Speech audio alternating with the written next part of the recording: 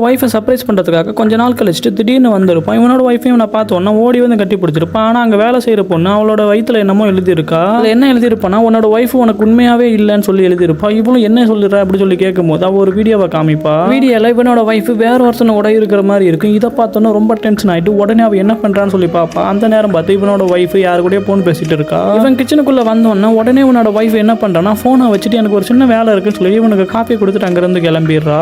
போனதுக்கப்புறம் அந்த ரேக்கு மேலே என்னமோ வச்சான்னு சொல்லிட்டு அதில் தேடி பார்த்துட்டு இருப்பான். அதில் பார்த்தா ஒரு டிப்ஸ் இருக்குது. அது என்னன்னா, அந்த கன்சீவாக இருக்காங்களா இல்லையா செக் பண்ணுறது. அதில் பார்த்தா அவளுக்கு பாசிட்டிவ் வந்திருக்கும். பார்த்தோன்னா இவன் ரொம்ப ஃபீல் பண்ண ஆரம்பிச்சிடும். அதுக்கப்புறம் அந்த வேலை செய்கிற பொண்ணுகிட்ட நீ சொன்னது எல்லாமே உண்மைதான் போல, என்னோட ஒய்ஃபு தப்பாக தான் இருக்கான்னு சொல்லிட்டு அவளுக்கு கொஞ்சம் அமௌண்ட் கொடுத்துட்டு அங்கேருந்து கிளம்பிடுறான். இவனோட ஒய்ஃபு உண்மையிலுமே அந்த மாதிரி இல்லை, இவனுக்கு சர்ப்ரைஸ் பண்ணலாம் தான் வந்திருப்பா. அவள் கன்சீவாக இருக்கிறதுக்கு காரணமா அவனோட ஹஸ்பண்ட் தான். அந்த விஷயத்த சொல்கிறதுக்காக தான் சர்ப்ரைஸாக அந்த மாதிரி பண்ணலான்னு யோசிப்பா. ஆனால் இவனும் தன்னோட ஒய்ஃப்கிட்ட என்ன ஏதுன்னு கேட்காமலே கொஞ்சம் அவசரப்பட்டு வேற பொண்ணோட வீட்டுக்கு கூட்டிகிட்டு வந்துடுவான். இதை பார்த்தானா அவள் ரொம்ப டென்ஷன் ஆகி அவள் எடுத்துகிட்டு அந்த கிஃப்ட் எல்லாத்தையுமே கிழிச்சு போட்டுருவா. கடைசியில் 2 பேரும் பேசி யார் மேலே தப்பு இருக்குன்னு சொல்லிட்டு ரியலைஸ் பண்ணி ஒன்று சேர்ந்துடுறாங்க.